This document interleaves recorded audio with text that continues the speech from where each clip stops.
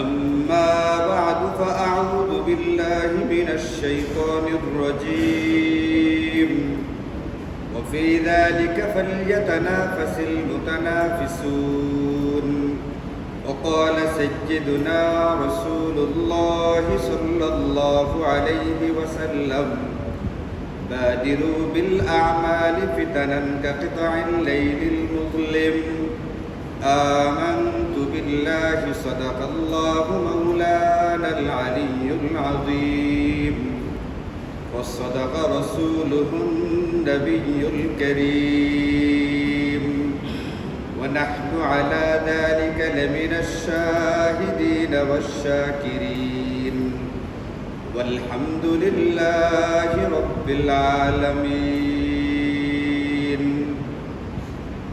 اللهم صل على محمد وعلى آل محمد كما صليت على إبراهيم وعلى آل إبراهيم إنك حميد مجيد اللهم بارك على محمد وعلى آل محمد كما باركت على إبراهيم وعلى آل إبراهيم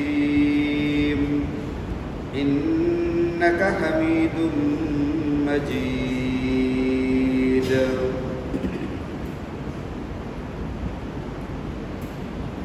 আল্লাহ তাআলা কুরআনুল কারীমের বিভিন্ন সূরার বিভিন্ন আয়াতের মধ্যে জান্নাতীরা জান্নাতে যে সমস্ত সুখ সুবিধা লাভ করবে এইগুলোর আলোচনা করেছে। এই ধরনের ছোট্ট একটি আলোচনা আল্লাহ তাআলা সূরাতুল মুতাফফিফিনের মধ্যে এনেছেন। সেখানে বলেছেন ইন্নাল আবরারা লাফি নাঈম।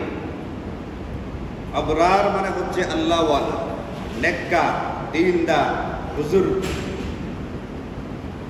এই দীনদার ব্যক্তিবর্গ লাফি নাঈম মানে সুখ স্বাচ্ছন্দ্যের মধ্যে থাকবে। আলাল আরাইকি ইয়ানজুরুন, এরা বিভিন্ন রকমের দামি দামি সোফা, দামি দামি খাট বা আসনের ভিতরে বসে থেকে জান্নাতের বিভিন্ন রকমের নাজ নিয়ামতকে দেখবে। তারিফু ফি ওজুহিহিম নাদরাতান নাঈম। আল্লাহ তাআলা নবীজিকে সম্বোধন করে বলেন, নবীজি আপনি তাদের চেহারার মধ্যে, জান্নাতীরা জান্নাতে যাওয়ার পরে বিভিন্ন দামি দামি আসনের মধ্যে বসে জান্নাতের নাজ নিয়ামত যে দেখবে, তখন আপনি তাদের চেহারার ভিতরে দেখবেন নাদরাতান নাঈম, সুখ স্বাচ্ছন্দ্যের এক প্রকারের সজীবতা, সতেজতা তাদের চেহারার মধ্যেই থাকবে। আচ্ছা বলেন, আমরা অনেক সময় মানুষকে দেখলে বলি কি ভাই এত খুশি খুশি লাগে কেন? এরকম কথা বলি না? বলি না? এই কথা কেন বলি? কারণ তার চেহারার ভিতরে এমন একটা কিছু থাকে যেটার দ্বারা আমার বুঝে আসে লোকটা কোনো কারণে আনন্দে আছে, কোনো কারণে সে একটা ভালো অবস্থায় আছে। এই জন্য বলি আপনাকে এত খুশি খুশি কেন লাগে? আবার অনেক সময় এটাও জিজ্ঞেস করি, ভাই আপনার মনটা খারাপ কেন, কোনো অসুবিধা কি? সে কিন্তু আপনার কাছে আমার কাছে কোনো দুঃখের কথা বলে নাই। তার চেহারা দেখেই আমি বুঝতে পারি তার ভিতরে কোনো একটা অসুবিধা চলছে। এই জন্য প্রশ্ন করি, আপনার চেহারাটা মলিন কেন? এর মানে চেহারা দেখেও বোঝা যায় একটা মানুষ সুখে আছে নাকি দুঃখে আছে। আল্লাহ তাআলা কুরআনে নবীজিকে বলেন তারিফু ফি ওজুহিহিম নাদরাতান নাঈম। নবীজি জান্নাতীরা জান্নাতে যাওয়ার পরে আসনে বসে যে আনন্দ করবে, তারা যে উৎসব করবে, উপভোগ করবে, আপনি তাদের চেহারার ভিতরে দেখবেন, পরিলক্ষিত হবে তাদের চেহারার ভিতরে সুখ আর স্বাচ্ছন্দ্যের একটা সতেজতা, সজীবতা। হাল তারিফু ফি ওজুহিহিম নাদরাতান নাঈম ইউসকাউনা মির রাহীকিম মাখতুম। তাদেরকে শরাব পান করানো হবে, শরবত পান করানো হবে, পানীয় পান করানো হবে এমন একটা বোতল থেকে যে বোতলটার ভিতরে বহর করা থাকবে, ইনটেক বোতল থেকে দেওয়া হবে, কোনো খোলা না। আমাদের সমাজে অনেক মানুষ এরকম আছে যারা হোটেলে রেস্টুরেন্টে কোনো কারণে খাবার খেতে হইলে খাবার খাওয়ার পরে গ্লাস দিয়ে যে খোলা পানিটা দেয় সেই পানিটা খেতে চায় না, পান করতে চায় না। বোতল কিনে ওই বোতলের পানিটা খায় যে বোতলটা ইনটেক করা থাকে। বুকটা এখনো খোলা হয় নাই, এমন একটা বোতল তারা কিনে নেয় টাকা দিয়ে, যে পানিটা গ্লাসে করে দেওয়া, এই পানিটা বিনামূল্যে সরবরাহ করেছে হোটেলওয়ালারা, কিন্তু তারা সেই পানিটা পান করে না। পানির ভিতরে জীবাণু থাকতে পারে, অসুবিধা হতে পারে, তারা ইনটেক পানিটা টাকা দিয়ে কিনে তারপরে পান করে। আল্লাহ তাআলা কুরআনুল কারীমে বলেন জান্নাতীদেরকে পানিও পান করানো হবে ইনটেক বোতল থেকে। ইউসকাউনা মির রাহিকিম মাখদুম খিতাবুহু মিসক। এটার ইনটেক করার যে ইয়াটা থাকবে, মুখটা থাকবে, এটার মিশ্রণটা থাকবে মিস্ক বা মিশকে আম্বরের। এই বোতলটা খোলার সঙ্গে সঙ্গে অত্যন্ত সুন্দর একটা সুগন্ধি ওখান থেকে বের হয়ে আসবে। এই জাতীয় কিছু বিবরণ আল্লাহ তাআলা জান্নাতীরা জান্নাতে যাওয়ার পরে যেগুলো ভোগ করবে, উপভোগ করবে, এইগুলোর কিছুর বিবরণ দেওয়ার পরে আল্লাহ বলছেন যে অফি যালিকা ফালইয়াতানাফাসিল মুতানাফিসুন।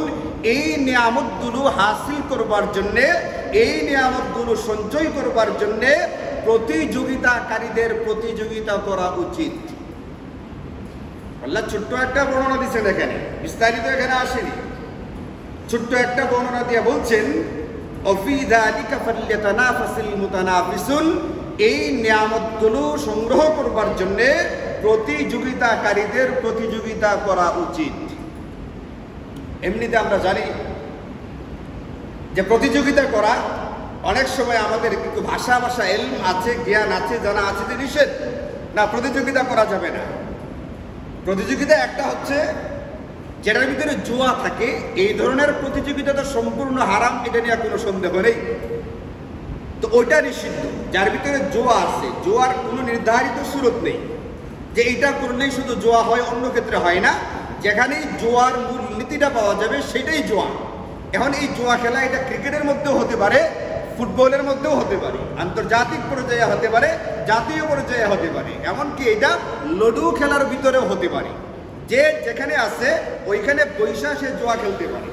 আমি তো এমনও খবর পেয়েছি যে গ্রামে চায়ের স্টলে বসে যখন নাকি বিশ্বকাপ ফুটবল খেলা হতে থাকে, বিশ্বকাপ ক্রিকেট খেলা হতে থাকে, চায়ের স্টলে বসে চা খেতে খেতে খেলা হইতেছে অন্য কোন দূর দেশে, আমাদের গ্রামে বৈশা জুয়া চলতেছে। পরের বলে এ কি করবে, একজনে বলছে এ ছক্কা মারবে, আরেকজনে বলছে পরের বলে আউট হবে, কত ৫,০০০।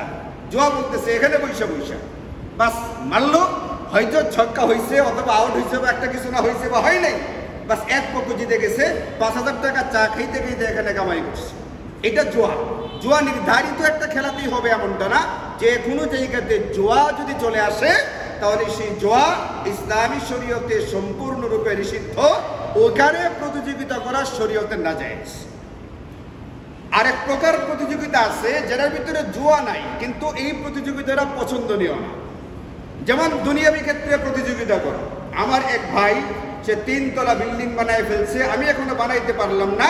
এখন তার সমানতলে একটা বিল্ডিং বানাইতে গিয়ে আমি জান তোর মেহনত করা শুরু করলাম, জীবনটাকে বিলিয়ে দেওয়ার চেষ্টা করলাম শুধুমাত্র একটা ৩ তলা বিল্ডিং বানাইবার জন্য। এই জাতীয় প্রতিযোগিতাও ইসলামী শরিয়া নিরুৎসাহিত করে, অপছন্দ করে। এই ব্যাপারে উৎসাহিত করা তো দূরের কথা, বরং ইসলাম এটা ভালো নজরে দেখেই নাই। এই ক্ষেত্রে ইসলাম মূলনীতি দিয়েছে, বুখারী মুসলিমের হাদিস খুবই চমৎকার, নবীজি বলে দিয়েছেন এই ক্ষেত্রে করণীয়টা কি? উনজুরু ইলা মান হুয়া আসফালা মিনকুম। দুনিয়াবি ক্ষেত্রে তুমি কোনটা করবে? দুনিয়াবি ক্ষেত্রে তুমি তোমার ভাইয়ের ৩ তলা বিল্ডিংটার দিকে তাকিয়ে আছো, এই কারণে তুমি আরেকটা ৩ তলা বানাইবার প্রতিযোগিতার নেশায় লেগে গেছো গা। অথচ তোমার উচিত ছিল তোমার ঘরটা হাফ বিল্ডিং আর তোমার যে ভাইয়ের ঘরটা ছনের বা টিনের, এখনো তুমি এর দিকে দেখবা। যখন তুমি তোমার টিনের ঘরের ভাইওয়ালার দিকে তাকাইবা, তখন তোমার কাছে মনে হবে ওরটা টিনের, আমারটা তো হাফ বিল্ডিং, আমি তার চেয়ে ভালো আছি। সুতরাং তোমাকে দুনিয়ার প্রতিযোগিতা পেয়ে বসবে না। শরীয়ত শিখাইছে মনের শান্তি তুমি কোন দিক থেকে হাসিল করতে পারবে। শরীয়ত শিখাইছে তোমার ঘরটা হাফ বিল্ডিং, তোমার এক ভাইয়ের বাড়িটা ৩ তলা, আরেক ভাইয়ের বাড়িটা টিনের ঘর, ভাঙ্গা চোরা। এখন এই ক্ষেত্রে তুমি কোন দিকে তাকাইবা? তোমার একদিকে ভাঙ্গা চোরা ঘর, আরেক দিকে বিল্ডিং। তুমি যদি বিল্ডিং এর দিকে তাকাও, তুমি দুনিয়ার প্রতিযোগিতায় লিপ্ত হবে, যেটাকে শরীয়ত পছন্দ করেই নাই।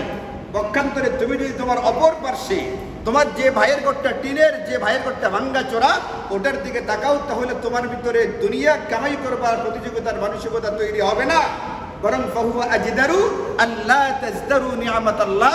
যখন তুমি আল্লাহ পাকের শুকরিয়া আদায় করতে পারবে, আল্লাহ তো আমাকে তার চাইতে অনেক ভালো রাখছে। পক্ষান্তরে তুমি তিনতলাওয়ালার দিকে তাকাইলে এমনও হতে পারে তুমি আল্লাহর বিরুদ্ধে শিকায়াত করে বসবে, আল্লাহর বিরুদ্ধে অভিযোগ করবে আল্লাহ তাকে এত কিছু দিল, অথচ সে 5 ওয়াক্ত নামাজ পড়ে না। আমি 5 ওয়াক্ত নামাজ পড়ি, আমার ঘরটা কেন তিনতলা হইল না? আল্লাহর বিরুদ্ধে যে ব্যক্তি অভিযোগ দাঁড় করাবে, এই ব্যক্তি তো ভালো অবস্থায় নেই, যে খুব ভালো অবস্থার ভিতরে নেই, অত্যন্ত ভয়াবহ নাজুক অবস্থার ভিতরে আছে। এমন একটা অবস্থা তৈরি হয় কখন? যখন মানুষ দুনিয়াবি নিয়ামত নিয়ে প্রতিযোগিতায় লিপ্ত হয়। এই প্রতিযোগিতাটা যদিও হারাম না, কিন্তু এই প্রতিযোগিতাকে ইসলাম পছন্দও করে নাই। তাহলে একটা প্রতিযোগিতা হচ্ছে যেখানে জোয়ার মিশ্রণ থাকে, ওই প্রতিযোগিতা সম্পূর্ণরূপে নিষিদ্ধ। আরেক প্রকার প্রতিযোগিতা দুনিয়া কামাই করার পিছনে, এটা একেবারে যদি হারাম পন্থা এবং পদ্ধতি না হয় তাহলে হারাম না, কিন্তু অপছন্দনীয়। আর 3 নম্বর আরেকটা প্রতিযোগিতা আছে যেটা হারামও না, অপছন্দনীয় না, বরং এটা পছন্দনীয়। শুধু পছন্দনীয় না, খোদ আমাদের বানানেওয়ালা আল্লাহ তিনি আমাদেরকে উৎসাহিত করেছেন, উদ্বুদ্ধ করেছেন, ওয়াফি যালিকা ফালইয়াতানাফাসিল মুতানাফিসুন। এই জাতীয় নিয়ামত হাসিল করবার জন্য প্রতিযোগিতাকারীদের প্রতিযোগিতা করা উচিত। এটা কোন ক্ষেত্রে? এটা হচ্ছে যে কাজ করলে জান্নাতের এই যে নিয়ামতগুলোর বর্ণনা আল্লাহ পাক আগে দিয়েছেন, নেককার ব্যক্তিবর্গ, সৎ কর্মশীল যারা দেখবে সুখ স্বাচ্ছন্দ্যের মধ্যে, যাদের চেহারার ভিতরে সুখ স্বাচ্ছন্দ্যের ভাবটা বোঝা যাবে, যারা আরাম আয়েশের মধ্যে থাকবে, যারা বিভিন্ন রকমের দামি দামি আসনের মধ্যে বসে জান্নাতের বিভিন্ন দৃশ্যগুলো উপভোগ করতে থাকবে, যাদেরকে ইনটেক বোতল থেকে পানি এবং শরাব পান করানো হবে, এই যে কারণে তাদের অর্জিত হয়েছে, ওই কারণগুলোর ক্ষেত্রে তোমাদের প্রতিযোগিতা করা উচিত। আর এটা হচ্ছে নেকির কাজ, আল আমালুস সালিহা। জান্নাতীরা জান্নাতে যাবে কি কারণে? আল আমালুস, সৎ কর্মের কারণে। এখন আল্লাহ বলছেন তোমাদের প্রতিযোগিতা কোন ক্ষেত্রে করা উচিত? প্রতিযোগিতা করা উচিত সৎ কর্মের ক্ষেত্রে, প্রতিযোগিতা করা উচিত নেক কাজের বেলায়, নেকির কাজের ক্ষেত্রে, সৎ কর্মের ক্ষেত্রে। এইখানে পিছনে থাকা, এইখানে উদাসীন থাকা, এইখানে গাফিল থাকা জান্নাত প্রত্যাশী কোন মুমিনের জন্য মানানসই না। ইমাম নববী রাহিমাহুল্লাহ, এই ভাই আপনি বই পড়ছেন দরজার সামনে, আপনি একটা আগে বসে বই বইলেন না? হ্যাঁ, সাইয়্যিদুনা হযরতে আবু হুরায়রা রাদিয়াল্লাহু আনহু তিনি হাদিস এনেছেন, বর্ণনা করেছেন। সেই হাদিসটা এনেছেন ইমাম নববী রাহিমাহুল্লাহ তার রিয়াদুস সালিহিন কিতাবের মধ্যে। এখানে ইমাম নববী রাহিমাহুল্লাহ এই জাতীয় একটা আলোচনা করতে গিয়া একটা অধ্যায় তৈরি করেছেন যে নেকির কাজে আগে আগে থাকা উচিত, নেকির কাজে বিলম্ব না করা চাই। এবং আমাদের মানসিকতাটা এমন হবে যে আমার প্রতিযোগিতা হবে নেকির কাজের ক্ষেত্রে, অন্য কোনো ক্ষেত্রে না। অন্যান্য ক্ষেত্রে আগেই বলছি আমাদের এটা জানা আছে প্রতিযোগিতা করা এটা অনেক সময় নিষেধ, কিন্তু নিষিদ্ধের ক্ষেত্র আলাদা, নিষিদ্ধের খাতটা ভিন্ন। আরেকটা ক্ষেত্র, আরেকটা খাত এরকম আছে যেখানে প্রতিযোগিতা নিষিদ্ধ নয়, বরং প্রতিযোগিতা করা উচিত। এই ক্ষেত্রে প্রতিযোগিতা করবার জন্য আল্লাহ এবং তার রাসূল সাল্লাল্লাহু আলাইহি ওয়াসাল্লাম আমাদেরকে উৎসাহিত করেছেন। এই ধরনের একটা হাদিস, অনেকগুলো হাদিস তিনি এখানে এনেছেন। একটা হাদিস সাইয়্যিদুনা হযরতে আবু হুরায়রা রাদিয়াল্লাহু আনহু বর্ণনা করতেছেন। বর্ণনা করেন যে জা রাজুলুন ইলান নবী সাল্লাল্লাহু আলাইহি ওয়াসাল্লাম, একদিন এক ব্যক্তি নবীজির কাছে আসলেন, তিনিও সাহাবী, অন্য একজন সাহাবী। তিনি আয়েশা নবীজিকে প্রশ্ন করলেন, আইয়ুস সাদাকাতি আযামু আজরান ইয়া রাসূলুল্লাহ,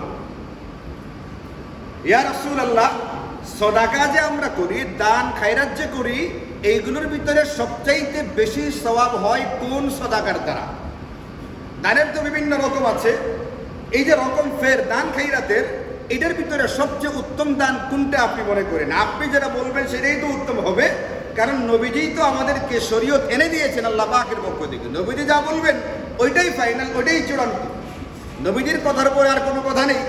এই জন্য সরাসরি জিজ্ঞেস করেছেন নবীজিকে, সাদাকা খায়রাতের ক্ষেত্রে, দান খায়রাতের ক্ষেত্রে কোন দানটা সবচাইতে উত্তম?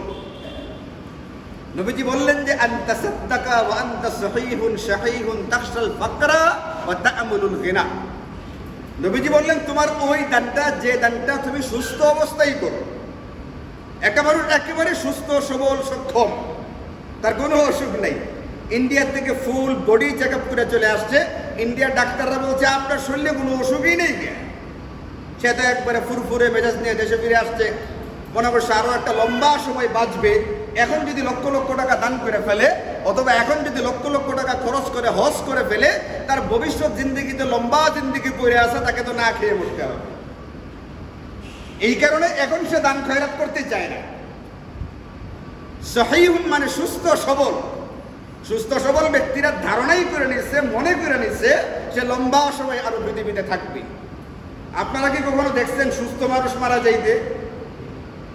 এটা আবার কোনটা? ওই লোকে সুস্থ, এই কারণে টাকা দান খয়রাত করতে চাইতেছে না।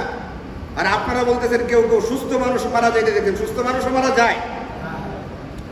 নবীজি বলেন যে আনতা সাদ্দাকা ওয়া আনতা সহিহুন, তোমার সেই সাদাকা, সেই দান, সেই খায়রাতটা যেটা তুমি করবে সুস্থ অবস্থায়। আবার শাহীহুন, সম্পদের প্রতি তোমার এক প্রকারের লোভ আছে, সম্পদের প্রতি এক প্রকারের আগ্রহ আছে, একটা টান আছে, সম্পদের প্রতি একটা ভালো লাগা কাজ করে ভিতর থেকে, এমন একটা সময় তুমি দান করবে। শাহীহুন, লোভটা কেন, ভালোবাসাটা কেন? কারণ আমি তো এখন মারা যাচ্ছি না। বড় বড় ডক্টররা বলে দিচ্ছে আপনি একেবারে পূর্ণ সুস্থ, আপনার কোনো অসুখ বিসুখ নাই। যেহেতু আমি পরিপূর্ণ সুস্থ আছি, কাজেই যদি সম্পদকে কামাই করি অথবা সম্পদকে ধরে রাখি, তাহলে আমার এটা দিয়ে ভবিষ্যতে কাজে লাগবে। এই কারণে সম্পদের প্রতি এক প্রকারের টান বা ভালোবাসা আছে। এমন একটা অবস্থা যখন চলতে থাকে একজন ব্যক্তির। 3 নম্বর ওয়া তাখশাল ফাকরা, যখন তুমি দারিদ্র্যের ভয় করো। দারিদ্র্যের ভয় মানে যেহেতু আমি সুস্থ, যেহেতু আমি সবল, ডক্টররা বলে দিয়েছে এখন যদি আমি দান খয়রাত করে ফেলি তাহলে তো আমার সম্পদ কমে যাওয়ার কি আছে, একটা ভয় আছে, আমার সম্পদ কমে যেতে পারে, আমি দরিদ্র হয়ে যেতে পারি, আমি দুনিয়াতে আরো 100, 150, 200 বছর বাঁচবো। আমি যদি এখন সম্পদ দান করে ফেলি দরিদ্র হয়ে যাব, দরিদ্র হয়ে বাঁচতে হবে, আমি সেটা চাই না। বরং তা'মুলুল গিনা, তোমার ভিতরে ধনাঢ্যতার আশা আকাঙ্ক্ষা আছে। তুমি চাও দুনিয়াতে যে কয়দিন বাঁচবে ওই কয়দিন ধনী অবস্থায় থেকে যাই। এমন একটা অবস্থা যখন ব্যক্তির চলতে থাকে, ব্যক্তিরা সুস্থ, ব্যক্তিরা সম্পদের প্রতি কি আছে, লোভ বা টান আছে, ব্যক্তিরা দান খয়রাত করলে তার সম্পদ কমে যাওয়ার ভয় করে। আবার ব্যক্তিরা ধনী অবস্থায় দুনিয়াতে দিন যাপন করবে এমন একটা আকাঙ্ক্ষা তার ভিতরে কাজ করে। এই গুণগুলো যখন থাকে, এই অবস্থায় তুমি যখন দান খয়রাত করবা, এই দানটা হবে তোমার জন্য সওয়াবের বিবেচনায় সবচেয়ে উত্তম। এই দানগুলোর বিনিময়ে তোমাকে যে সওয়াব দেওয়া হবে, এর বিপরীত অবস্থায় সওয়াবটা এই পরিমাণ দেওয়া হবে না। এখানে এই হাদিসটার ভিতরে নবীজি আমাদেরকে দেখিয়েছেন নেকির কাজের ক্ষেত্রে প্রতিযোগিতা করো, নেকির কাজের ক্ষেত্রে আগে আগে থাকো, এই ক্ষেত্রে বিলম্ব করবার সুযোগ নেই, বিলম্ব করো না। আর যেমন একজন সুস্থ ব্যক্তি দান খায়রাত করবে সুস্থ অবস্থায়, আরেকজন ব্যক্তি মারাজুল মাউত বা মৃত্যু সজ্জায় চলে গেছে, এই দুইজনের ভিতরে নেকির কাজ আগে করলো কে? যে ব্যক্তি মৃত্যু সজ্জায়, তার দানটা কি বেশি ভালো নাকি সুস্থ অবস্থায় করলে বেশি ভালো? নবীজির হাদিস বলে সুস্থ অবস্থায় করো, যখন তুমি সুস্থ সবল সুঠাম দেহের অধিকারী, এখনো দীর্ঘদিন দুনিয়াতে বেঁচে থাকার একটা সম্ভাবনা আছে, এমন অবস্থায় দান খায়রাত করলে ওই দানটা আল্লাহ পাকের দরবারে সওয়াবের বিবেচনায় অধিক হারে গুরুত্ব দেওয়া হয়। এই কারণে ইমাম নববী বলেন, নবীজির এই হাদিস থেকে ব্যক্তি যখন দান খায়রাত করবে এমন ভাবে করবে যেন তার ভিতরে মনে হয় যে দান খয়রাত করার ক্ষেত্রে অন্যের সঙ্গে প্রতিযোগিতা করতেছে। নবীজি বলেন যে ওয়ালা তুমহিল, এই ক্ষেত্রে দেরি করবা না।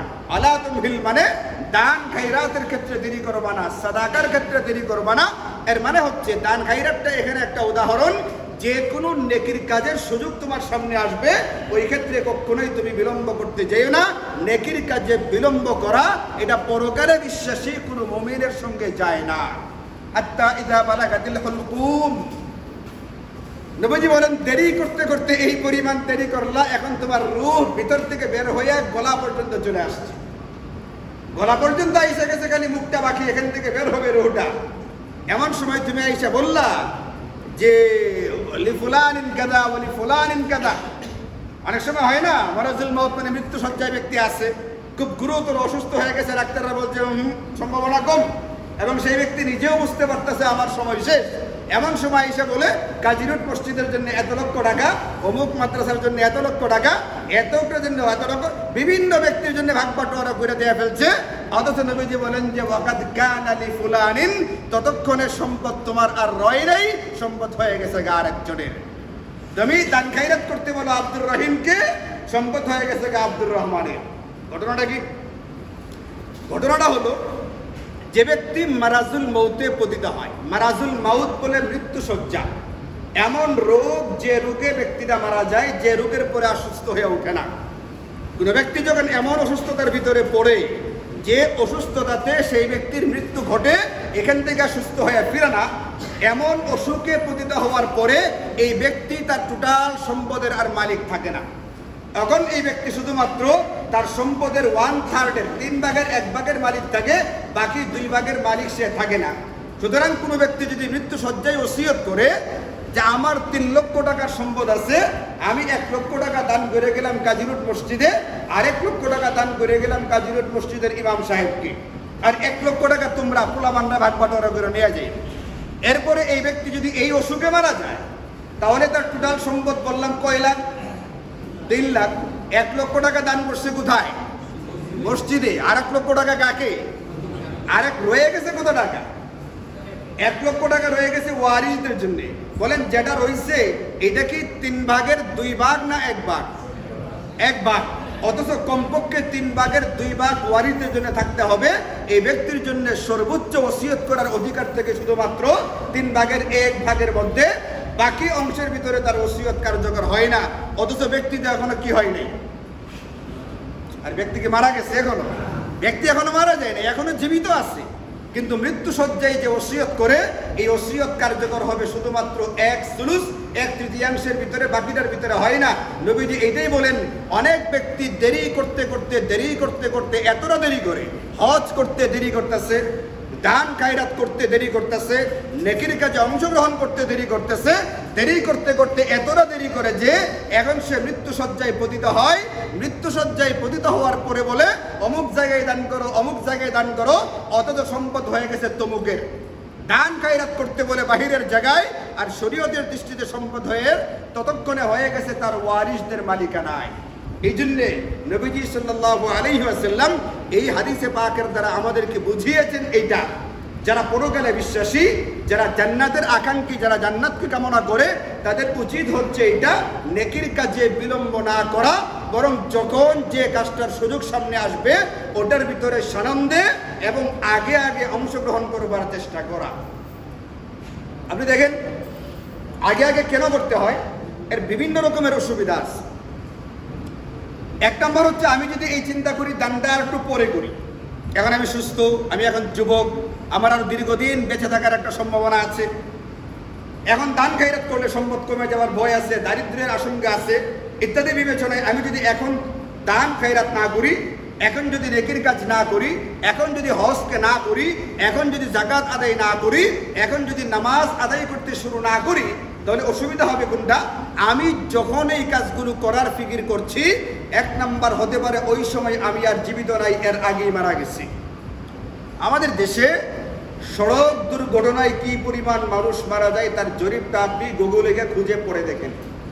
করোনার সময় মানুষের যে পরিমাণ ভয় ভীতি আতঙ্ক ছড়াইছে, মসজিদে আসা বাদ দেওয়া দিচ্ছে, বিভিন্ন মসজিদ বন্ধ করে দেওয়া হয়েছে, 8 জন 10 জনের বেশি আসতে পারবে না। করোনাকে যে পরিমাণ ভয় পাইছে, বাংলাদেশে করোনায় যে পার্সেন্টের লোক মারা গেছে তার যে অনেক বেশি লোক আমাদের দেশে মারা যায় শুধুমাত্র সড়ক দুর্ঘটনায়। আপনি যে সুস্থ সবল, আমি যে সুস্থ সবল বসে আছি দীর্ঘদিন বাঁচার স্বপ্ন নিয়ে, এখন নেকির কাজের সুযোগ আসছে, আমি এখন করলাম না, পরে করব করতে করতে 1 নম্বর অসুবিধা হতে পারে এইটা, আমি যে পরের স্বপ্ন দেখছি ওই পর পর্যন্ত আমার হায়াত আর টিকবেই না। 2 নম্বর ধরে হায়াত টিকে গেল, আমি বাইজে গেলাম। আমি স্বপ্ন দেখেছিলাম 41-এর, স্বপ্ন দেখেছিলাম কিসের? আমি 41 সনে এইটা করবো স্বপ্ন দেখলাম, 41 সন পর্যন্ত আমি বেঁচেও গেলাম, কিন্তু 41 সনে গিয়া দেখি এখন আর আমার সামনে ওই মানসিকতাটা নাই যে মানসিকতা আগে ছিল। 2020 সালে হজ করার ইচ্ছা জেগেছিল, হজটা করি নাই এই কারণে আমি 41-এ করবো আমার একটা স্বপ্ন নিয়া, মানে 41-এ যখন গেছি গিয়া দেখি এখন আর আমার সেই ইচ্ছাটা নাই, আমার করতে মন চাইতেছে না, বরং হজটাকে মনে হইতেছে ওয়াহেদুক পয়সা খরচ করা। হয়তো 41-এ হজ করতে গেলে খরচ হবে জন প্রতি 20 লাখ টাকা, কারণ 20 লাখ টাকা খরচ করতে গিয়ে সেই ব্যক্তির মানসিকতা এখন আর কাজ করে না। এখন কাজ করতেছিল হজ করার, 41-এ গিয়ে হজ করার কাজটা এখন আর তার মনের ভিতরে নেই, এমনটাও হতে পারে। অথবা ধরলাম মানসিকতা এখনো আছে, তার হজ করার ইচ্ছা এখনো আছে, কিন্তু অসুবিধা হয়ে গেছে এইটা, এখন আর পরিবেশটা পক্ষে নাই, পরিবেশটা বিপক্ষে গেছে গা। আমি সুস্থ আছি, আমি জীবিত আছি, আমার মানসিকতাও আছে হজ করার, দান খায়রাত করার, কিন্তু 41 সনে গিয়া দেখি পরিবেশটা আবার বিপক্ষে। এমন এক ভাইরাস পৃথিবীতে ছড়ায় গেছে, চাইনার কোনো একটা কোম্পানি থেকে, কোনো একটা গবেষণা সংস্থা থেকে সারা দুনিয়া ডাউন কি করে দেওয়া হয়েছে, কি বলতে জানি, লকডাউন করে দেওয়া হয়েছে। আমার ইচ্ছা আছে কিন্তু সারা দুনিয়া লকডাউন, যেতে পারবা না। তারা পরিবেশকে আমার পক্ষে না বিপক্ষে? পরিবেশ আমার বিপক্ষে, আমি হজে আর যাইতে পারতেছি না, দান খায়রাত করতে পারতেছি না। অথবা সব ঠিকঠাক আছে, কিন্তু 41 সনে গিয়া দেখি এখন আমার শারীরিক সক্ষমতা নাই অথবা আর্থিক সক্ষমতা নাই। যারা 20-এ ছিল আমি করতে পারতাম, সেই সুস্থতা আমার ভিতরে নেই। হার্ট অ্যাটাক হয়েছে, ডাক্তার বলছে আপনি পরিশ্রমের কোনো কাজই আর করতে পারবেন না। অথবা টাকাগুলো যা ছিল টাকাগুলো সব খরচ হয়ে গেছে, শেয়ার মার্কেটে লাগাইছিলাম কিন্তু হাওয়া হয়ে গেছে গা, এখন আর খুঁজে পাইতেছি না টাকা, আত্মহত্যা করা ছাড়া কোনো গতি নাই। এই ব্যক্তি 20 লক্ষ টাকা খরচ করে হজ করতে করবে। এই জন্য পরে পরে করতে গেলে এমন হতে পারে পরে করার সুযোগ আর সামনে থাকবেই না। যেমন ধরুন আমাদের মসজিদের দোতলার ছাদের ঢালাই হয়েছে গত বছর, এখানে বারবার আহ্বান করা হয়েছে আমাদের রড লাগবে, ইট লাগবে, সিমেন্ট লাগবে, ইত্যাদি ইত্যাদি ইত্যাদি লাগবে। তো মোটামুটি ভাই সবাই অংশগ্রহণ করে ফেলেছে, কিন্তু এখানে যদি কেউ না থেকে থাকে, অংশগ্রহণ না করে থাকে, এখন যদি সে চায় আমি দোতলার ছাদে অংশগ্রহণ করতে চাই রডের ভিতরে বা ইট বালু সিমেন্টের ভিতরে, বলেন সুযোগ কি আর আছে? সুযোগ আছে? এটা বলতে পারো তৃতীয় তলার ছাদে আমি দিব, তৃতীয় তলার ছাদ কবে হবে, আমার কাছে আবার টাকা চাওয়া হবে, এটার কোনো ঠিক ঠিকানা আছে? এটার কোনো ঠিক ঠিকানা নাই। এর মানে হচ্ছে দোতলার ছাদে আমার সামনে যে সুযোগটা ছিল, ওই সময় সুযোগটা গ্রহণ করলে এটা আমার জন্য সৌভাগ্যের কারণ হইতো। সুযোগ যারা গ্রহণ করতে পারি নাই, এখন আর আপনার জন্য আমার জন্য সেই সুযোগটা বাকি নাই, আমি এখন আর চাইলেও সুযোগ গ্রহণ করতে পারবো না, সুযোগ চলে গেছে। এরকম ধরনের মসজিদের রং করা হয়েছে এখানে, বা রং করা হবে মসজিদে, কথার কথা মসজিদের ভিতরে মসজিদের বাহিরে রং করা হবে। এখন যখন রং করা হয় তখন আমার কাছে টাকা চাওয়া হইতেছে। এই যে মসজিদের ছাদে যে সিলিংটাতে রং করা হয়েছে, আমার কাছে চাওয়া হইলে যখন রং করা হয়েছে আমি দিলাম না, আজ দিব না, কাজ তো আছেই, কাজ তো আছেই, আমি দিলাম না। পরে ছাদের রং হয়ে গেছে, সিলিং এর রং করে ফেলছে, এখন একবারে ঝকঝকে রং দেখা যাইতেছে। এখন রং করার পরে যদি আমি চাই মসজিদটা যেমন সুন্দর করে সজ্জিত হলো, এটা এরকম চকচক করতেছে, আল্লাহ পাকের ঘর যে এরকম সুন্দর করে সাজাইছে, হতে পারে এটার উসিলায় আল্লাহ পাক আমার জিন্দেগি সাজাই দিবে, আমি এখানে রং করার ভিতরে অংশগ্রহণ করতে চাই। রং কিন্তু হয়ে গেছে গা, তাহলে কি অংশগ্রহণ করা সম্ভব? অংশগ্রহণ করা সম্ভব না। এই জন্য বুজুর্গান দ্বীন এই সমস্ত আয়াত আর হাদিসের ভিত্তিতে আমাদেরকে বলেছেন, যখন যার সামনে কোনো একটা নেকির কাজ করার সুযোগ তৈরি হবে, যখন যার সামনে কোনো একটা নেকির কাজে অংশগ্রহণের সুযোগ সামনে আসবে, কোনো রকমের ইস্তেখারা করা ছাড়া, কোনো রকমের চিন্তা ফিকির ভাবনা ছাড়া নেকির কাজে অংশগ্রহণ করে ফেলা চাই। আল্লাহ বলছেন ওয়াফি যালিকা ফালইতানাফাসিল মুতানাফিসুন, প্রতিযোগিতাকারীদের এই ক্ষেত্রে প্রতিযোগিতা করা উচিত। এখন পলেস্তরার ক্ষেত্রে, রঙের ক্ষেত্রে, ছাদের ক্ষেত্রে, নেকির যে কোনো একটা কাজ আমার সামনে আসলো, এই ক্ষেত্রে আমি যে অংশগ্রহণ করব, এই ক্ষেত্রে আমি আচ্ছা হোক, শুরু হোক, অন্যরা দিক এরপরে দিই, এই টাইপের না। আল্লাহ বলছেন প্রতিযোগিতার মাঠে প্রত্যেকটা প্রতিযোগী যেরকম সবার আগে থাকার চেষ্টা করে, দান খায়রাতের ক্ষেত্রে, ইবাদত বন্দিগির ক্ষেত্রে, নেকির কাজের ক্ষেত্রে, সৎ কর্মের ক্ষেত্রে প্রত্যেকটা ব্যক্তি প্রতিযোগীর মতো আগে আগে থাকার চেষ্টা করবে। এই ক্ষেত্রে প্রতিযোগিতা আল্লাহ আল্লাহ রাসূলের নির্দেশও আছে, এবং এই ক্ষেত্রে প্রতিযোগিতাটা আল্লাহ আল্লাহ রাসূলের কাছে প্রশংসনীয়, অনেক বড় সওয়াব এবং বিনিময়ের কাজ। এই জন্য মেরে ভাইও, আমার আজকের আলোচনার বিষয় হলো এটা, মূল কথাটা হচ্ছে এটা, আমার আপনার জিন্দেগি অতি অল্প সময়ে, এই জিন্দেগির যখন তখন এটার পরিসমাপ্তি ঘটবে, যখন তখন শেষ হবে। আমার আপনার জন্য জান্নাতের ওই নিয়ামতগুলো পাইতে গেলে যেগুলোর আলোচনা শুরুতে করেছি, আল্লাহ বলছেন এইগুলো পাওয়ার জন্য প্রতিযোগিতা করো। কিভাবে? তোমার সামনে যখন যে নেকির কাজটা আসবে, এবং মনের ভিতরে কাজটা করার মতো জজবা থাকবে, তুমি নেকির কাজ করার ক্ষেত্রে কাল বিলম্ব না করে অতি দ্রুত ওই নেকির কাজের ভিতরে অংশগ্রহণ করবে। আল্লাহ তাআলা আমাদেরকে আমাদের বাকি যে জিন্দেগিটা আছে, গতকালকে আমার জন্মদিন গেছে, এটা আমি নিজেও জানি না, এটা টের পাইছি মোবাইলের একটা মেসেজ দেখে।